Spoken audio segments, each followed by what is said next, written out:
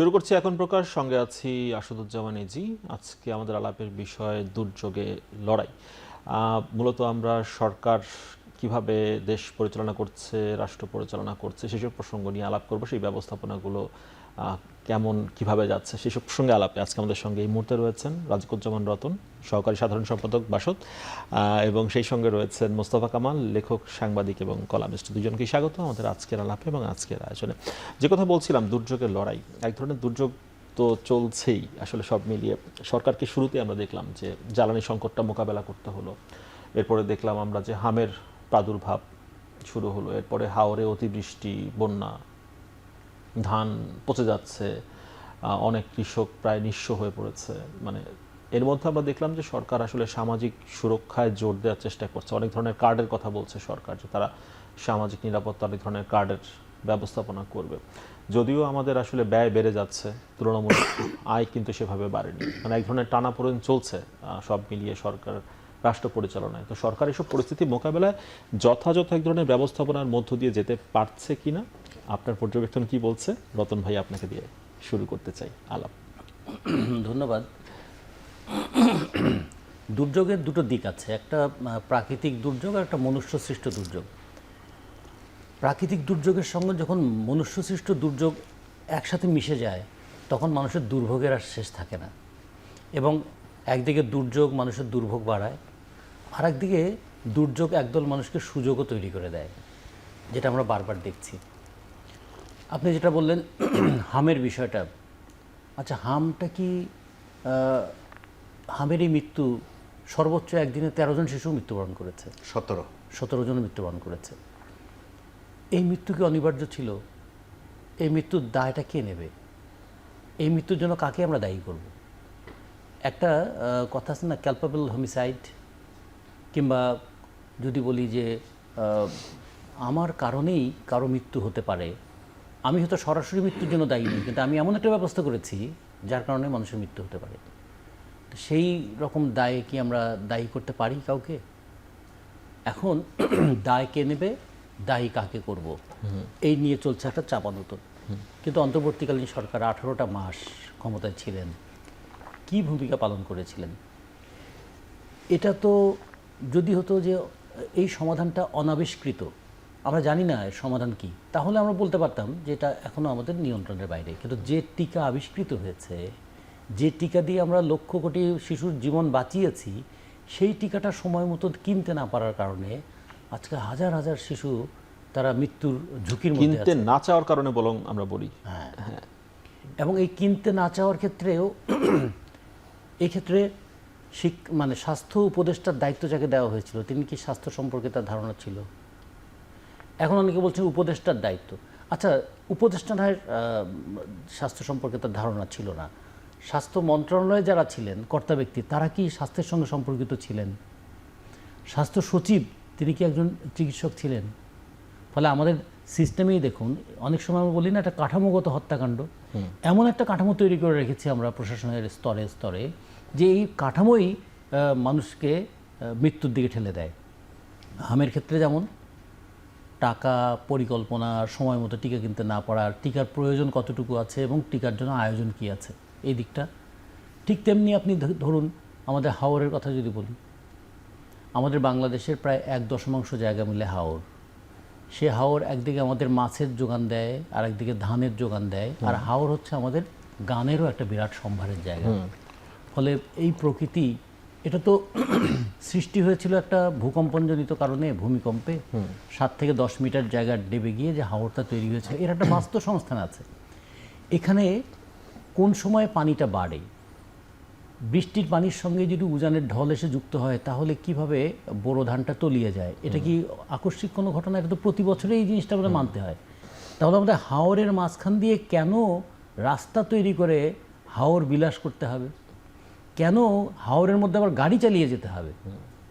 আমরা জমির মাঝখান দিয়ে কি নৌকা চালানোর ব্যবস্থা করব, যা হাওরের মাঝখান দিয়ে গাড়ি চালানোর ব্যবস্থা করলাম? তো একসময় বলা হতো যে একদল মানে রাজা বাদশা নাকি পৃথিবীতে আছেন, যারা পৃথিবীর বিভিন্ন দেশের ব্রিজ দেখে এসে মধ্যপ্রাচ্যের এক রাজা বলেছেন আমিও একটা ব্রিজ করব। তখন সেখানে ব্রিজ যে করবেন, আমার তো নদী নাই, কোস পরোয়া নেই, একটা নদীও তৈরি করে দেবো। রতন ভাই, মানে এখন বুঝতে পারছি যে আমাদের আগের হাওড়ে- বিগত সরকারের বিভিন্ন কর্মকাণ্ডের কনসিকুয়েন্স আসলে এই সরকারকে আজকে বহন করতে বহন হচ্ছে। করতে রতন ভাই, হচ্ছে। একটু স্পেসিফিকলি যদি জিজ্ঞেস করি, মানে আমরা যখন দেখলাম যে এই ঘটনাগুলো নতুন না, আপনি বলছিলেন, মানে কৃষক যখন এখন বলছে এই অতিবৃষ্টি যখন বা পাহাড়ি ঢল যখন হলো যে তারা ধান কাটতে পারছে না বা ধান পচে যাচ্ছে, শ্রমিকের অভাব, কি করবে কৃষক বুঝতে পারছে না, তখন সরকার কতটা পাশে দাঁড়াতে পারলো ক্ষতিগ্রস্তদের? আপনার দুটো দিক থেকে পাশে দাঁড়ানোর একটা ইয়ে ছিল, যেমন খুব অল্প সময়ের মধ্যে হাওরের ধানটা কেটে ফেলতে হয়। তাহলে ধানটা কাটার জন্য একটা কম্বাইন হারভেস্টার কেনার জন্য এক সময় সহজ শর্তে ঋণ দেওয়ার কথা ছিল, যাতে দ্রুততম সময় আমরা হাওরের ধানটা কাটতে পারি। সেই উদ্যোগটা নেওয়ার ক্ষেত্রে কতখানি ঘাটতি ছিল। দুই, সেই সময় হঠাৎ করে তেলের একটা ক্রাইসিস দেখা দিয়েছিল, এবং একটা কম্বাইন হারভেস্টার চলতে গেলে দৈনিক 70 থেকে 80 লিটার তেল লাগে, ফলে তেলের একটা ক্রাইসিস ছিল। আবার বেশি পানি থাকলে ওই হারভেস্টার কাজ করে না। পানি থাকলে চলবেই না, একটু শুকনার মধ্যেই কাটতে হবে যাতে, এবং খেয়াল রাখতে হবে যে ধানের কত শতাংশ পাকলে এটা কাটা উপযুক্ত হয়। তার সঙ্গে যদি বৃষ্টি হয় তাহলে এই একদিকে তাপমাত্রা আর একদিকে আর্দ্রতা দুটো যদি থাকে তাহলে পাকা ধানে আবার গাছ গজিয়ে যায়, ধানটা পচে যায়। ফলে একটা বহুমুখী বিষয় আছে। ফলে এই ক্ষেত্রে যুক্ত করা দরকার ছিল আমাদের কৃষি মন্ত্রণালয়ে কৃষিবিদদেরকে। এটা শুধু প্রশাসনিক অর্ডার দিয়ে এটাকে নিয়ন্ত্রণ করা যেত না, সেই জায়গায় আমরা দেখেছি একটা সমন্বিত পরিকল্পনার একটা ঘাটতি ছিল। তারপরেও কিছু কিছু দুর্যোগ আছে যে দুর্যোগটাকে আমরা হয়তো ট্যাকেল করতে পারবো না, কিন্তু জনগণ যেন এইটুকু বোঝে সেই সময় সরকার আমার পাশে আছে। সেই সময় আমার বিপদে সরকার আমার পাশে যেমন আছে, সুযোগ সন্ধানীদের হাত থেকে আমাদেরকে রক্ষা করার চেষ্টা করেছে। এটা একটা দিক। আর রতন ভাই, একটু জ্বালানি নিয়ে একটু শুনবো, জ্বালানি ব্যবস্থাপনা সরকার কতটুকু সফল হবে, তারপর একটু মোস্তফা কামাল ভাইয়ের কাছে যাবো, একটু শুনবো আপনার কাছে এটা, 1 মিনিটে শুনবো। জ্বালানি ব্যবস্থাপনা ব্যাপারটাতে, হ্যাঁ। বিষয়টা যেটা দিয়ে বলি যে জ্বালানি ব্যবস্থাপনার 3টা দিক আছে। একটা হলো জ্বালানির দামটা কি হবে, জ্বালানির সরবরাহটা কি হবে, তৃতীয়ত যে বিষয়টা হচ্ছে যে কোন ধরনের জ্বালানি কোন সময়ে কার কাছে সরবরাহ করা হবে। যেমন আমরা শহরে দেখেছি কি, পেট্রোল এবং অকটেনের জন্য ভিড়। পেট্রোল এবং অকটেন দিয়ে কি চলে, সেটা ছিল মোটরসাইকেল এবং গাড়ি। কিন্তু আমি যখন সেচ পাম্পের কথা ভাববো তখন আমার লাগবে ডিজেল, যখন আমি হারভেস্টারের কথা ভাববো তখন আমার লাগবে ডিজেল। তাহলে আমাকে খেয়াল রাখতে হবে যে কৃষক অঞ্চলের জন্য কোন জ্বালানিটা সরবরাহ করতে হবে, আর শহরের জন্য আমাকে কোন জ্বালানির ব্যবস্থা করতে হবে। এই জায়গায় একটা ব্যবস্থাপনার ঘাটতি যেমন ছিল, সাথে সাথে একটা সুযোগ সন্ধানীরা ছিল, দাম তো বাড়বেই। ফলে এই সুযোগে যদি কিছু মজুত করে রাখি, বাড়তি দামে বিক্রি করতে পারবো। একদিকে প্যানিক বাইং, আর একদিকে হোর্ডিং। একদিকে মজুত করে ভবিষ্যতে লাভ করা, আরেকদিকে ভবিষ্যতে তেল যদি না পাওয়া যায়, যে কারণে তার 3 লিটার তেল লাগতো সেও 7 লিটার তেল কেনার চেষ্টা করলো। সেটাও সরকারকে ভুগিয়েছে। সেটাও সরকারকে ভুগেছে। সরকারের এই জায়গায় একটা পদক্ষেপ নেওয়া দরকার ছিল। আমি আসবো রতন ভাই আপনার কাছে।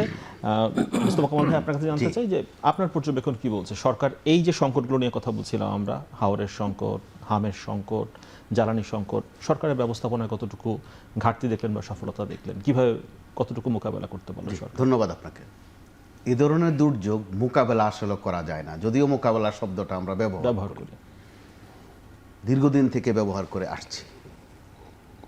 তো আবার বাস্তবতা হচ্ছে আমাদের এখানে দুর্যোগটা কারো কারো জন্য বরাবর একটা সুযোগ। অর্থাৎ দুর্যোগও আমরা ভুগেছি, আবার সুযোগ যারা নেয়ার তারাও তাদেরটা কিন্তু ঠিকঠাক মতোই নিয়েছে। রতন ভাই যথার্থ বলেছেন যে যখন আমি মৃত্যুর দরজা জানালা সব খোলা রাখবো, আবার মৃত্যু রোখার চেষ্টা করব, এটা কিন্তু এক ধরনের তামাশা। সেই ক্ষেত্রে এটা যত না মৃত্যু, হামের কথাটা বলছি, তার চেয়ে বেশি হত্যাকাণ্ড বলা চলে। আপনি অনেক তৎপরতা দেখালেন, অনেক অ্যাক্টিভ থাকলেন, কিন্তু আমাদের গ্রাম বাংলায় একটা কথা বলা হয়, ফজরের ওয়াক্ত মাগরিব নিয়ে এত ব্যস্ত হওয়ার কিছু থাকে না। মাগরিব যদি সামনেরটাও থাকে বা পেছনেরটাও থাকে, বরবাদ কিন্তু করে দিলাম। যে টিকার প্রবলেম ছিল, আবার আলোচনাটা আমরা শুধু টিকার মধ্যে এমনভাবে নিয়ে গেলাম যে কাউকে একটা দোষারোপ করা, কাউকে দোষী সাব্যস্ত করা। তো সেটা অবশ্যই একটা কাজ, দোষী সাব্যস্ত করাও একটা কাজ, বিচারের আওতায় আনাও একটা কাজ। কিন্তু দেখা গেল যে আমি যত না ব্যবস্থাপনায় অ্যাটেনশন দিচ্ছি, তার চেয়ে বারবার যে কার ত্রুটি ছিল সেটাকে সামনে নিয়ে আসার চেষ্টা করা। তো এখন টিকা আসছে, আজকে 2-3 দিন ধরে শুধু খবর হচ্ছে আজকে 15 লাখ হামরুবেলার টিকা আরো কত আসছে, আসবে আগামী 4 দিনও আসবে। শুনতে ভালো লাগে, আসিতেছে, কিন্তু ততক্ষণে কিন্তু মৃত্যু কিন্তু থেমে থাকছে না। একদিনে সর্বোচ্চ 17টা শিশুর মৃত্যুর তথ্য আমাদের দিতে হয়েছে, আজও সম্ভবত 7 জন। তো এখানে উল্লেখ করবার মতো একটা বিষয়, যে মৃত্যুর শিকার যে শিশুরা, এদের বেশিরভাগই দরিদ্র ঘরের। আমাদের গুলশান, বনানী ওই এলাকার কিন্তু খুব একটা কেউ আক্রান্ত বা কারোর মৃত্যু হয়েছে সেটা আমরা জানি না, এই তথ্য নেই আমাদের কাছে। ভাবা যায় যে ঘটনাচক্রের মৃত্যু যদি এসব অঞ্চলে হয়ে যেত, হয়তোবা বাংলাদেশের চিত্র এখন বদলে যেত। সমালোচনা বলেন অথবা পদক্ষেপ বলেন আরও দ্রুত হতো। এটা কিন্তু এক নিষ্ঠুরতা। তো এরকম জায়গায় এসে সরকার তার জায়গা থেকে এখন চেষ্টা করবে, এটাই স্বাভাবিক। কিন্তু এখানে বারবার যে মোস্তফা ভাই এখানে যুক্ত করি, মানে এই যে বজ্রাঘাতে যে কৃষকের মৃত্যু হয়, এই যে এখনো কিন্তু হচ্ছে, আজকে বোধহয় 4 জনের মৃত্যুর খবর আছে। এই যে বলেন দরিদ্র মানুষের মৃত্যু আসলে সেই রাষ্ট্রকে সেই জায়গায় বা সমালোচনা সেই জায়গায় পৌঁছতে পারে না। এটি নিয়েও কিন্তু এক ধরনের জায়গা রয়েছে, যে এখানে একটা প্রশ্ন রয়ে গেছে। সম্ভবত গত কয়েক বছরের মধ্যে বজ্রপাতের মৃত্যু এবারে বেশি। 14-15 সাল দিকে এই ধরনের কিছু বজ্রপাতে খুব ঘন ঘন কয়েকটা হয়েছে, মৃত্যুর সংখ্যা বেশি। তখন একটা তাল গাছের প্রজেক্ট নেওয়া হয়েছিল, তাল গাছ লাগানো, বিশাল অঙ্কের টাকা বরাদ্দ হয়েছিল। আজকে তো প্রশ্ন আসতে পারতো যে তাল গাছগুলো কারা কারা নিয়েছিল, তাল গাছের বীজ বাবদ কত, রোপণ বাবদ কত, বিশাল অঙ্ক ছিল। আমরা দেখেন দিব্যি ভুলে গেছি। আমাদের এই ভুলে যাওয়াটা কারো কারোর জন্য আরেকটা সুযোগ। কারণ তাল গাছের একটা বৈজ্ঞানিক ব্যাখ্যা আছে যে নানান কারণে তাল গাছ বজ্রপাত প্রতিরোধ করতে পারে, অথবা ব্যাপকতাটা এই পর্যায়ে আসে না। তো সেটা তামাদি হয়ে গেছে ওই আলোচনা। তো মৃত্যু যখন ঘটে, সেটা বজ্রপাতে ঘটুক আর সড়ক দুর্ঘটনায় ঘটুক আর কোনো রোগেই ঘটুক, প্রথমত সরকারকে কিন্তু এটার দায় নিতে হয় বা 2-4 কথাও শুনতে হয়। সরকারগুলোর আবার কিছু জবাব তৈরি করাও থাকে, আমরা দেখছি, ব্যবস্থা নিচ্ছি, করব। জি, এরকম একটা অবস্থায় অবশ্যই এই ভাবনাও নিতে হবে যে সরকার যে সরকার আছে, সময় বিবেচনায় সরকারটা এখনো শিশু সরকার, মাত্র 2 মাসের মতো সময়। তো এরকম জায়গায় এই সরকারের বোধহয় বিশেষ করে বিএনপির ক্ষেত্রে একটা দুর্ভাগ্য কাজ করে। আমরা 91 সালে যখন বিএনপি ক্ষমতায় আসলো, আমি প্রেসিডেন্ট জিয়া রহমানের অংশটুকু বাদে দিলাম, ওটার মধ্যে রাজনৈতিক ঘটনা বেশি ছিল। 91-তে যখন বিএনপি ক্ষমতায় আসলো, বোধহয় ক্ষমতায় বসার অল্প কয়েক দিনের মাথায় বিশাল ঘূর্ণিঝড়, সেটা কিন্তু ওই সরকার সামলিয়েছে। অনেক কষ্ট হয়েছে সামলিয়েছে বলতে কিছু দুর্যোগ পরবর্তী ব্যবস্থাপনাটা করেছে, দুর্যোগ ব্যবস্থাপনা হয়নি, দুর্যোগ পরবর্তী ব্যবস্থাপনা হয়েছে। যুক্তরাষ্ট্র থেকেও কয়েকটা টিম এসেছিল। এবার কেমন দেখছেন? আবার 2001 সালে যখন বিএনপি আসলো, তখনও তাদেরকে কিন্তু বিদ্যুৎ আর গ্যাস, জ্বালানি সেক্টর নিয়ে ভালো ভুগতে হয়েছে। নিজেরাও ভুগেছে, দেশের মানুষও ভুগেছে। ওই সময়ে কিন্তু কনসার্টের কথা আমাদের এখনো মনে আছে, হত্যাকাণ্ড ঘটেছিল সেখানে। এই ঢাকা সহ বিভিন্ন জায়গায় জনপ্রতিনিধিদেরকে ধাওয়া করা হয়েছিল, যে কারণে কোনো কোনো এমপির নামের আগে দৌড় অথবা ধাওয়ায় শব্দযোগ হয়ে গিয়েছিল। ঘটনাচক্রে এবারও কিন্তু সরকার ক্ষমতায় আসতে না আসতেই জ্বালানি তেলের একটা ভোগান্তিতে পড়ে গেল। তো এই জ্বালানি তেলের এই ভোগান্তিটাও আমরা যতই বলি যে সেটা ইরান যুদ্ধের কারণে, আবার যতই তথ্য হোক যে আমরা ওই যুদ্ধের অংশীজন নই, আমরা ওই যুদ্ধে শরিক হইনি, কিন্তু ভোগান্তি আমাদের নসিবে আচ্ছা মতো গেছে কয়েকটা। হ্যাঁ, সেটা তো ফলাফল আমরা দেখতেই পাচ্ছি। সামনে বিদ্যুতের দাম নিয়েও আসলে দাম বাড়ার এক ধরনের প্রস্তাবনা চলে এসেছে সামনে। বিদ্যুতের দাম বাড়বে থেকে আবার সরকার দাম বাড়ানো শব্দটা কখনো ব্যবহার করে না, সমন্বয়ের কথা বলে সব সময়। একটা শব্দ 20-21 মে বোধহয় বিদ্যুতের নিয়ে শুনানি হবে। একটা সময় পর্যন্ত শুনানির একটা ব্যবস্থা ছিল, বিশেষ করে পানি, বিদ্যুৎ, গ্যাস এগুলোর দাম বাড়ানোর বিষয়ে। যদিও শুনানিটা ফাংশনালি খুব একটা কাজ হতো না, তারা যেটা সিদ্ধান্ত নিতেন সেটাই হতো। তারপর একটু শুনানি তো হতো, একটু শুনতেও তো ভালো লাগে। কারণ শুনানি নিয়ে একটা কথা আছে আমাদের মফস্বল এলাকায়, যে আমার শুনানি আমি করি, তোর কাম তুই কর। অর্থাৎ একজন শুনলো, মাথা নাড়লো,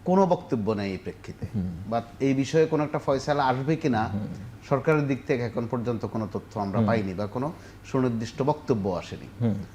আরেকটা বিষয় গণমাধ্যমের খুব একটা দৃষ্টি আকর্ষণ করছে না, ঠিক বাংলাদেশ ব্যাংকের পাশেই যে শেয়ার মার্কেট যেটা, ওখানেও কিন্তু প্রত্যেক দিনে ছোট বড় নানান ঘটনা ঘটছে, এখনো ওগুলো ওভাবে ফোকাস হচ্ছে না, যে কারণে একটা উদ্বেগ থেকেই যাচ্ছে যে আমরা কিন্তু একটা অর্থনৈতিক দুরবস্থার মধ্যে আছি। মানে মোস্তফা কামাল ভাই, আমরা প্রত্যেক সরকারের আমলেই শুনি শেয়ার বাজারকে চাঙা করতে আমরা এই উদ্যোগ নিচ্ছি, ওই উদ্যোগ নিচ্ছি, বাজেটের ব্যবস্থাপনা নিচ্ছি, কিন্তু আদতে শেয়ার বাজার আর চাঙা হয় না। সেটাও একেবারে রতন ভাই যেটা বলছিলেন, দূরের বাদ্য শুনিতে সুন্দরের মতো। এই যে বাদ্য বাজে, ততক্ষণে শত শত হাজার হাজার পরিবার কিন্তু নিঃস্ব হয়ে যাচ্ছে। এক ধরনের গ্যাম্বলিং যেটাকে বলে, জুয়াবাজি। একজন অর্থমন্ত্রীও বলেছিলেন যে শেয়ার মার্কেট আসলে এক ধরনের জুয়া খেলা। তো এখনকার অর্থমন্ত্রী এখন পর্যন্ত সেই ধরনের কিছু বলেননি। তো যদি সত্যি সেটা জুয়া খেলা হয়, গ্যাম্বলিং হয়, অবশ্যই তো সেটা নিষিদ্ধের প্রশ্ন এসে যাবে। কিন্তু আসলে শেয়ার মার্কেট কিন্তু বিশ্বব্যাপী একটা স্বীকৃত দেশের একদম অর্থনীতির একটা শিরা উপশিরা যে ফাংশনটা করে, আপনি সেটা দীর্ঘমেয়াদী অর্থায়নের জন্য তো শেয়ার বাজারকে বেছে নিতে হবে, অবশ্যই নিতে কিন্তু হবে। সেই ফাংশনটা আমাদের দেশে সেই হয় না। ফাংশনটা এখনো শুরু হয়নি, কিন্তু আশা শোনানো হচ্ছে মাঝে মধ্যেই। তো এরকম একটা অবস্থায় কিছু কিছু ক্ষেত্রে আসলে অ্যাডহকের দিকে আমাদের যেতে হয়, বাস্তবতা এটা। কিন্তু সরকারের কাছ থেকে সারা মিলছে না। একটু রতন ভাইয়ের মন্তব্য জেনে নিয়ে আরো প্রশ্ন রয়েছে এখন আপনার হয়তো কাছে। বা ধরে নেওয়া যায়, বা আমরা ধারণা করতে পারি বরাবরের মতো সরকার হয়তো দ্রুত কোনো একটা অ্যাডহক ব্যবস্থা হয়তো নিবে। রতন ভাই, মানে দীর্ঘদিন ধরে এই বেদনাটা অনুভূত হচ্ছে যে সম্মিলিত 5 ব্যাংক এটাকে একীভূত করার পরিকল্পনা, কখন আমরা দেখলাম যে আগে বলা হচ্ছিল কিছু ব্যাংকে মার্জার করা হবে, তা না করে 5 ব্যাংকে একীভূত করার চেষ্টা করা হলো। কিছু ব্যাংক বললো আমরা মার্জার হব না, একীভূত হব না, আমরা আলাদা থাকবো। এখন সেই ব্যাংকের গ্রাহকরা টাকা পাচ্ছেন না, তারা বলছেন আমাদের মুনাফা কেটে রাখা হচ্ছে। বাংলাদেশ ব্যাংকের সামনে বিক্ষোভ করছেন, চট্টগ্রামে ব্যাংকে তালা ঝুলাচ্ছেন। এটা সমাধানে সরকারের কাছ থেকে স্পষ্ট কোনো বক্তব্য আসছে না। ব্যবস্থাপনা কি ঘাটতি দেখেন কোনো বিষয় নিয়ে? প্রথমত সংকটটার তীব্রতাটা দেখেন। এই 5টা ব্যাংক যাদের সবগুলো নামের সঙ্গে ইসলামী নাম আছে, হ্যাঁ, তার মানে ধর্মের আবেগকে কেন্দ্র করে তারা কিন্তু গ্রাহকদেরকে প্রতারিত করেছে, এই কথা বলতে হবে এখন। 2 নম্বর হচ্ছে, এখানে 75 লাখ আমানতকারীর সঞ্চয়ের পরিমাণ হচ্ছে 1,31,000 কোটি টাকা। 1,31,000 কোটি টাকা জমা আছে। বাংলাদেশ ব্যাংক আজকে বলেছে এই সব গ্রাহকের টাকা একসঙ্গে দেওয়ার মতো সক্ষমতা আমাদের নেই। একসঙ্গে দিতে পারবে না, ব্যাংকের সাধারণত নিয়মও না, এটা পারেও না, সামর্থ্য থাকে না। কিন্তু এই যে টাকাটা আছে, সরকার তো বলতে হবে যে আপনাদের এই টাকাটা কিন্তু আমাদের কাছে আমানত হিসেবে আছে। বাংলাদেশ ব্যাংকের আমানত যদি, বাংলাদেশের সমস্ত ব্যাংকের আমানত যদি 19 লক্ষ কোটি টাকা হয়, তার মধ্যে এই 5 ব্যাংকে আছে 1,31,000 কোটি টাকা। এই টাকায় তো নানাভাবে আবার বিনিয়োগ হয়। তাহলে রাষ্ট্রের দিক থেকে বলা উচিত যে আপনাদের এই দুঃখ কষ্টের সঙ্গে আমরা আছি, কিন্তু এরা এত দুর্নীতি করেছে বা এত আর্থিক অনিয়ম হয়েছে, যেটা সামাল দিতে আমাদের একটু সময় লাগবে, আমরা এই সময়টা আপনাদের কাছে চাই। 2 নম্বর, মুনাফার যে অংশটা সেটা কেটে নেওয়ার কথা, এটা আমরা মনে করি যে না, আমরা আপনাদের বেদনার অংশীদার, প্রয়োজনে এই দায়টা আমরা সবাই গ্রহণ করবো এবং রাষ্ট্র এই দায়টা গ্রহণ করবো। আপনাদের মুনাফার বিষয়টা কাটবো কেন? এই টাকাটা যে কোনো জায়গায় রাখলে তো একটা মুনাফা পেত। এখন যে দায়ী, তার দায়টা কেন গ্রাহকের উপর চাপানো হচ্ছে? এইটা ফলে এটা দেখতে হবে। Valid question. 3 নম্বর হচ্ছে যে সরকার যেটা করবে এরপর থেকে এমন একটা ব্যবস্থা দাঁড় করানো উচিত যাতে কেউ আর জনগণের আমানত নিয়ে এরকম করতে না পারে। তাহলে বর্তমান সমস্যার সমাধানের ক্ষেত্রে সরকার একটা রোডম্যাপ থাকতে হবে। 2, জনগণকে আশ্বস্ত করতে হবে যে আমরা এটা দেখব। 3, ভবিষ্যতে এই ধরনের কাজ কেউ যেন করতে না পারে তার ব্যবস্থাটা করতে হবে। তারপরে হলো শাস্তির বিষয়টা। এখন জনগণ যদি দেখে যারা এই সমস্ত আমানত নিয়ে আমানত খেয়ানত করলো বা আমানত নিয়ে ছিনিমিনি করলো, এবং একটা সময় এমন হয়েছিল যে ব্যাংকে তার টাকা আছে হয়তো 10 লাখ টাকা, সে 1,000 টাকাও তুলতে পারছে না। অনেক মানুষের চিকিৎসার জন্য টাকা দরকার।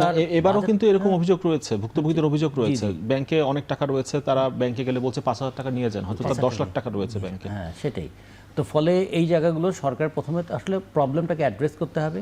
2, তার একটু এমপ্যাথেটিক অ্যাপ্রোচ থাকতে হবে যে হ্যাঁ, আপনাদের বেদনার সঙ্গে আমরা সহমত প্রকাশ করি। 3 নম্বর, তার অ্যাকশনে যেতে হবে। এখন যদি নির্লিপ্ত থাকায় কিন্তু ক্রোধ বাড়তে থাকে।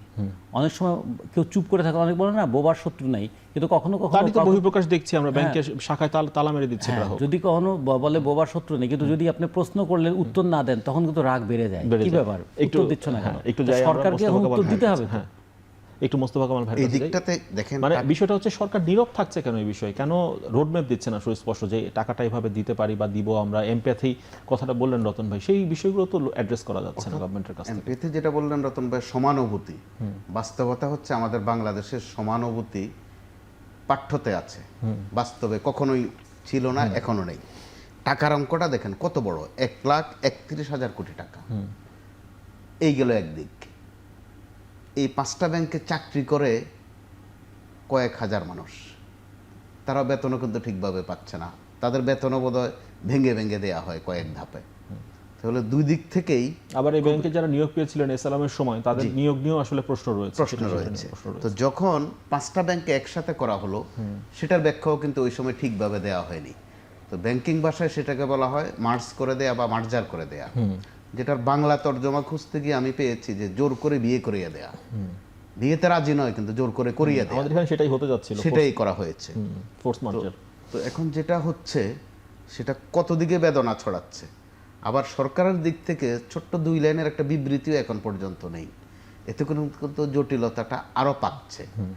অন্তত তাদেরকে একটা কথা বলা যে ঠিক আছে, মুনাফার বিষয়টা পরবর্তীতে নইলে দেখা গেল, কোনো বক্তব্যই দিচ্ছে না। চট্টগ্রামে আমরা খেয়াল করেছি, যে ফুটেজগুলো দেখেছি, ব্যাংকে লোকজন কিন্তু আসে, তারা চুপচাপ বসে থাকে।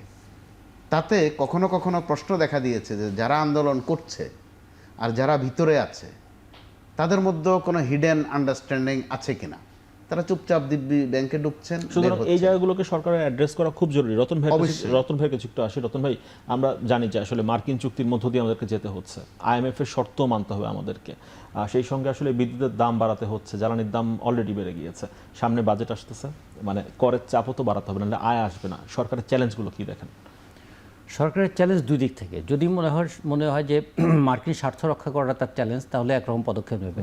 আর যদি মনে করে জনগণের দুর্ভোগটা কমানো তার চ্যালেঞ্জ, তাহলে আরেক ধরনের পদক্ষেপ। রতন ভাই, সরকার কিন্তু বলেই যাচ্ছে যে মার্কিন যে চুক্তি হয়েছে, চুক্তির মধ্য থেকেই যে সমস্যা যদি থাকে সেটা সমাধান করা সম্ভব। তার মানে চুক্তি থেকে সরকার সরছে না, এরকম অবস্থানই বোঝা যাচ্ছে এখনো পর্যন্ত। যদি চুক্তি থেকে সরকার না সরে, এই চুক্তির মধ্যে থেকে সমস্যা সমাধানের কোনো পথ খোলা নাই।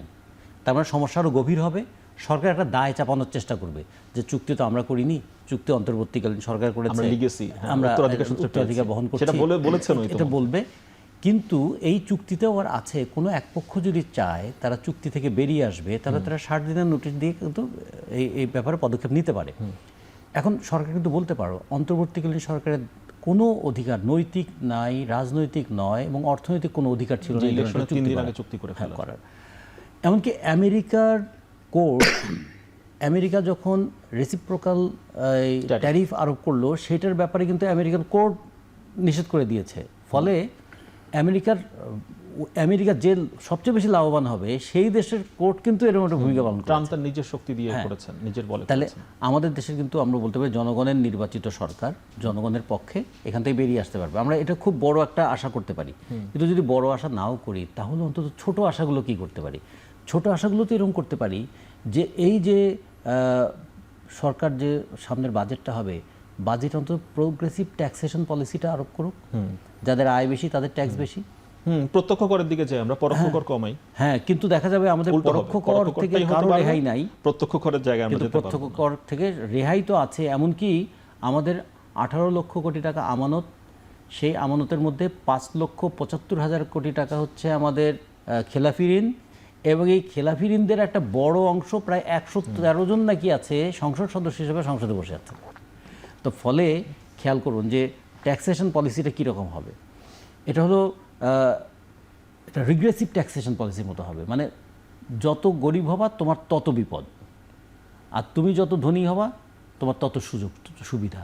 তাহলে অথচ ভোটটা নেব গরিবের, শ্রমটা নেব গরিবের, মানে তার বিক্রি করব গরিবের কাছে।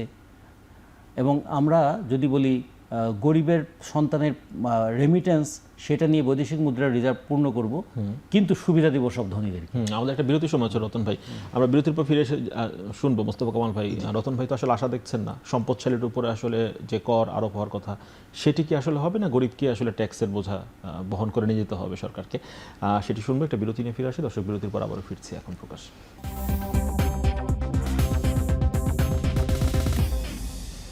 বিরতির পর আবারও ফিরে এলাম। এখন প্রকাশ্যে দুর্যোগের লড়াই নিয়ে কথা বলছিলাম। দুর্যোগের লড়াইয়ে তো আসলে সামনে বাজেটও দিতে হবে, বাজেট নিয়ে খুব একটা আশা কথা শুনলাম না রতন ভাইয়ের কাছে। মোস্তফা কামাল ভাই, আপনার কাছে কোনো আশার কথা আছে কিনা? সম্পদশালীর উপর কি আরো কর বসবে নাকি দরিদ্রের উপরই ট্যাক্সের বোঝা চাপবে? বরাবরের মতো বাড়বে, সেটার ওই আলামত, ওই লক্ষণ আমরা দেখছি, এখনই দেখা যাচ্ছে।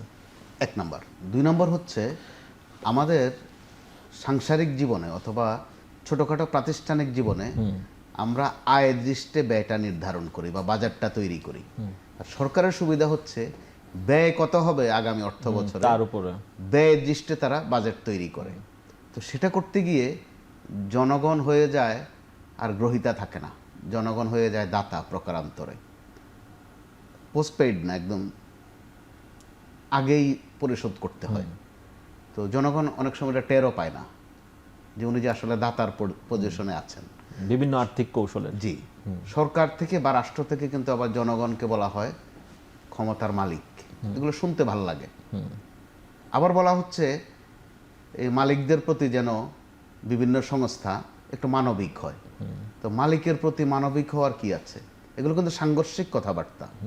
বক্তৃতার সময় সুন্দর লাগে শব্দগুলো, তো প্র্যাকটিক্যালি দেখেন সাংঘর্ষিক। আর বাস্তবে ওই সাংঘর্ষিকটাই প্রয়োগ হচ্ছে জনগণের উপর। এই গেল একটা দিক। আরেকটা দিক হচ্ছে জনগণের এখানে হানা বলার আসলে তেমন একটা সুযোগ নেই। তো জনগণের এই কথাগুলো কে বলতে পারতেন? যাদেরকে আমরা মাননীয় সংসদ সদস্য বলি, মহান জাতীয় সংসদের মাননীয় সংসদ সদস্য। তো ওই মহান জায়গাটায় যে মাননীয়রা আছেন তারা দেখেন কি নিয়ে আছেন, আরেক সাংঘর্ষিক বাস্তবতা। তারা আগে কি শোনালেন, টেবিল চাপড়ালেন, বাহবা নিলেন, প্রতীকী অর্থে বললেন যে তারা ডিউটি ফ্রি গাড়ি নেবেন না, প্লট নেবেন না, ফ্ল্যাট নেবেন না। শুনতে কত ভালো লেগেছে, কিন্তু অল্প সময়ের মধ্যে দেখেন তাদেরও আবার কথার হেরফের হয়ে যাচ্ছে। আবার কেউ বা সমর্থন দিচ্ছেন, কেউ বা আবার দূর থেকে একটু ইশারায় শীষ দিচ্ছেন। তো কি কাজে যাচ্ছেন তারা? আমরা 5 আগস্টের পূর্ববর্তী সময়ে পরেও শুনেছি অসংখ্যবার যে যারা মাননীয় সংসদ সদস্য তারা সংসদ নিয়ে থাকবেন, আইন প্রণয়ন করবেন, আইন গড়বেন, আইন মেরামত করবেন। কিন্তু এখন তারা হতে চাচ্ছেন আবারও ইট রড সুরকির কারবারি।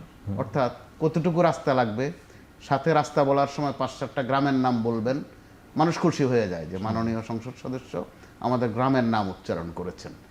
রাস্তা কবে হবে বা না হবে সেটা নিয়ে খুব একটা বেদনা থাকে না।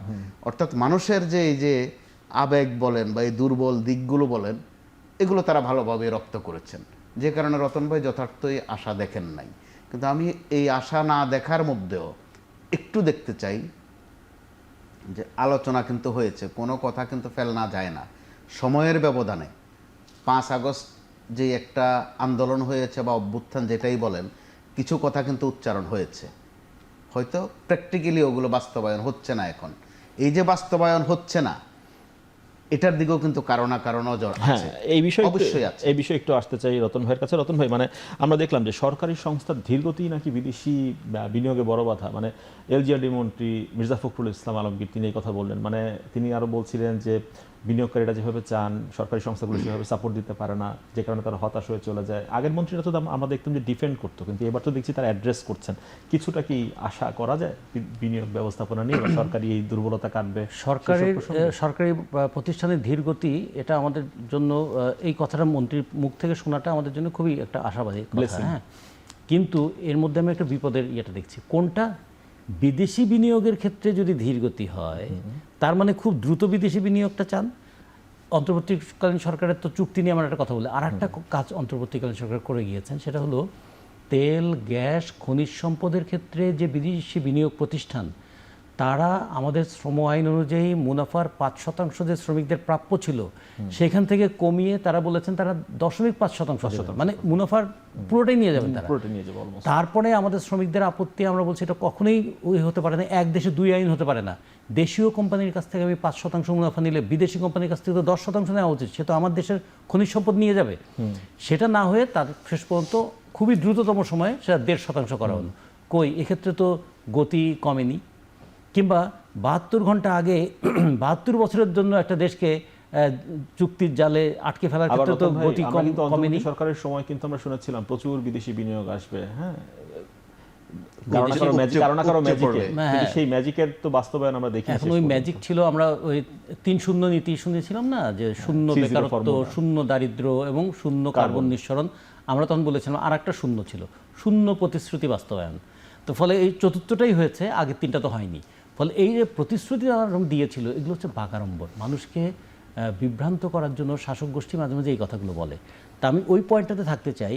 মির্জা ফখরুল সাহেব যেটা বলেছেন যে প্রশাসনের যে ধীর গতি, সেটা খেয়াল করতে হবে কোন ক্ষেত্রে। টিকা ক্ষেত্রে ধীর গতি, কিট কেনার ক্ষেত্রে ধীর গতি, টাকা ছাড় করার ক্ষেত্রে ধীর গতি, এগুলো হলে এটা খুবই ভালো। কিন্তু বিদেশি বিনিয়োগ বাস্তবায়ন করার জন্য ধীর গতি, এটা নিয়ে আমাদের খেয়াল রাখতে হবে। বিদেশি বিনিয়োগ কোন ক্ষেত্রে হবে, কতটুকু হবে, সেটা নিয়ে অবশ্যই একটু যাচাই করা দরকার এবং এটা জনসমক্ষেও আসা দরকার। শুধু আমলাদের উপর ছেড়ে দিলে চলবে না। দেশে বিনিয়োগ হবে, কি হবে, কতটুকু হবে, এবং আমার শ্রমশক্তি সেখানে থাকবে, আমার দেশের মাটি, পানি, গ্যাস, বায়ু সব তারা ব্যবহার করবেন, আমার দেশের বাজারটাকে তারা ব্যবহার করবেন, আর আমরা সেটা নিয়ে একটু আলোচনা করতে পারবো না? ফলে এই আলোচনা করতে যেটুকু সময় দরকার সেটা দেওয়া দরকার। কিন্তু সেটা না দিয়ে শুধু যদি কলম আছে আর ফাইল আছে, দ্রুত স্বাক্ষর করে দিলাম, কি স্বাক্ষর করলাম, এটা দায়কে বহন করবে, এটা কি আমাদের দেখতে হবে? দেখতে হবে অবশ্যই। মোস্তফা কামাল ভাই, মানে বিদেশি বিনিয়োগ নিয়ে আসলে অনেক কথাবার্তা রয়েছে এবং তার মধ্যে কথা হচ্ছে যে যেহেতু ইন্টারিম গভর্নমেন্ট ছিল, অনেকে বলছিলেন এই সময় অনিশ্চয়তা থাকে, বিনিয়োগ করতে চান। এখন তো গণতান্ত্রিক সরকার, এই সময় আশা কতটুকু দেখেন? আশা দেখতে চাই, আশা না থাকলে তো অবশিষ্ট কিছু থাকে না।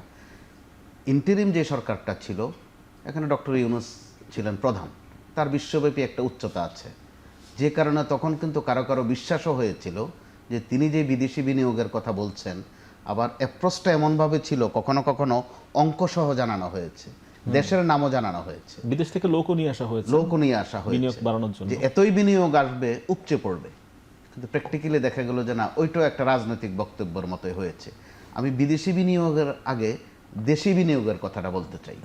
আমাদের বাংলাদেশে এমন অসংখ্য প্রতিষ্ঠান আছে, হাতে গোনে শেষ করা যাবে না, তারাও কিন্তু বিদেশি বিনিয়োগকারী, কারণ বিশ্বের বিভিন্ন দেশে তারা বিনিয়োগ করে। ওইসব দেশে তাদেরকেও কিন্তু বিদেশি বিনিয়োগকারী বলা হয়। তাহলে এই বিনিয়োগকারীদেরকে, অর্থাৎ দেশীয় বিনিয়োগকারী যারা, তাদেরকে বিনিয়োগের কোনো সুযোগ কি দেওয়া হয়েছে? ইন্টারিম সরকারের 1.5 বছরে দেওয়া হয়নি। তো তাদেরকে বরং সময়ে সময়ে, একটা চলেছিল 1/11-এর সময়, আর একটা কিন্তু এই 1.5 বছরের অন্তর্বর্তী সরকারের সময়ও তাদেরকে সমানে দোষী আমরা শুধু সাব্যস্ত আশার করা। বাণী শুনে যাই, কিন্তু বাস্তবতা আসলে যে বলে, যেমন মূল্যস্ফীতির হিসাব যদি আজকে দেখি, বিবিএস যেটা বলছে, এপ্রিলে কিন্তু মূল্যস্ফীতি বেড়ে গিয়েছে, মানে 9.04%, মানে 9 ছাড়ালো আর কি মূল্যস্ফীতি। এই মূল্যস্ফীতি যে আমাদেরকে আরো কোন অন্ধকারের দিকে নিচ্ছে, একটু ভাবনার বিষয় আছে। সমান্তরালে খাদ্য সংকটের একটা কিন্তু আমাদের নাকের ডগায় বাড়ছে গত কয়েকদিন ধরে। বিশ্ব স্বাস্থ্য সংস্থা থেকে বলা হয়েছে, বিশ্ব খাদ্য সংস্থা থেকে বলা হয়েছে, তার উপর হাওরে যেটা ঘটে গেল, এটা কিন্তু খাদ্য সংকটকে একটা আরো স্পষ্ট করলো, একটা সিগন্যাল দিচ্ছে। আর খাদ্য সংকট মানেই সমান্তরালে পুষ্টি সংকটেরও বিষয় থাকে। সাম্প্রতিক যে হামে মৃত্যু, সেখানেও কিন্তু পুষ্টিহীনতার কথা আছে। তো এই জায়গা থেকে আসলে আমরা একটা রতন ভাই, মানে ভয়ানক পরিস্থিতিতে আমরা তো অনেক ধরনের সিগন্যাল যদি উপলব্ধি নেই, যদি সিগন্যালগুলো উপলব্ধি করি। এই সিগন্যালগুলোকে আমলে নিতে কি সরকার দেরি করে ফেলে, যে কারণে আমাদের এই সংকটগুলোতে বারবার আবর্তে পড়তে হয়? দুটো এখানে বিষয় আছে। সরকার বুঝতে সমস্যা হয়, অথবা বুঝেও উপেক্ষা করার একটা ভূমিকা পালন করে, প্রবণতা কাজ করে। যেমন ধরুন এই যে বিবিএস এর যেটা বললেন না, তারা 722টা পণ্যের উপর নির্ভর করে তারা মূল্য ফিগারগুলো দেয়, কিন্তু আমাদের তো শ্রমজীবী মানুষের 37 থেকে 40টা পণ্য লাগে। এগুলোর মূল্যস্ফীতি কত সেটা যদি দেখি, তাহলে কিন্তু 9-এর উপরে অনেক বেশি হবে। আমাদের এই জন্য খেয়াল করা উচিত যে আমরা বলেছিলাম অন্তত 6টা পণ্য, শ্রমজীবী মানুষ, কৃষক, সাধারণ মানুষ, এই 6টা পণ্য রেশনে একটু দেওয়ার ব্যবস্থা করুক। সরকার সব কিছু করতে পারবে না, কিন্তু কিছু তো করতে পারবে মানুষকে স্বস্তি দেওয়ার জন্য। এই জায়গায় আমরা মনে করি জনগণের প্রতি উপেক্ষার মনোভাব নয়, অথবা অন্যের উপর দোষ চাপানো নয়, আমাদের যা সম্পদ আছে তার সর্বোত্তম ব্যবহার কোন পথে হতে পারে সেটা নিয়ে একটা আলোচনা হতে পারে, বিতর্ক হতে পারে। গণতন্ত্রে আমরা বিতর্কটা দেখতে চাই। সংসদে শুধুমাত্র গাড়ি বাড়ি, প্লট, ফ্ল্যাট এগুলো নিয়ে, অথবা হাঁ জয়যুক্ত হয়েছে তা নিয়েই যেন আমরা বিতর্কটা, দূরবর্তী যে সংকটের আভাসগুলো রয়েছে সেগুলোকে অ্যাড্রেস করে আমরা দ্রুত পদক্ষেপ দেখতে চাই। বিতর্ক হোক, আলাপ হোক, সংলাপ হোক, সেই বিষয়গুলো দেখতে চাই। আজকে আলাপ শেষ করতে হচ্ছে আমাদের, নিশ্চয়ই আরেকদিন আলাপের সুযোগ হবে। দর্শক, শেষ করছি এখন প্রকাশ। সঙ্গে থাকার জন্য ধন্যবাদ সবাইকে।